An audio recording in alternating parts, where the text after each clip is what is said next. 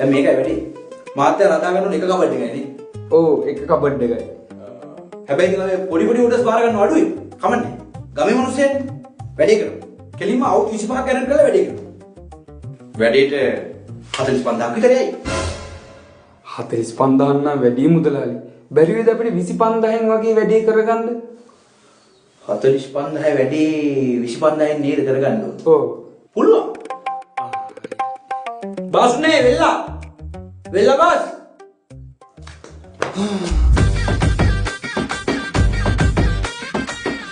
ඔබ බුදු වෙලා. ගැරන්ටි වල.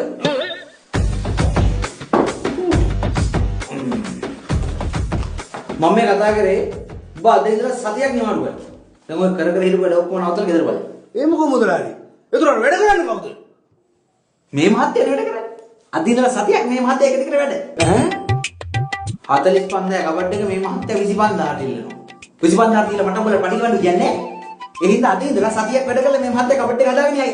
ඔය නියනයි කියලා දීලා මේ මහත්තයාට වැඩ බාර දීපන්. ආව විදියට කන්නේ කා.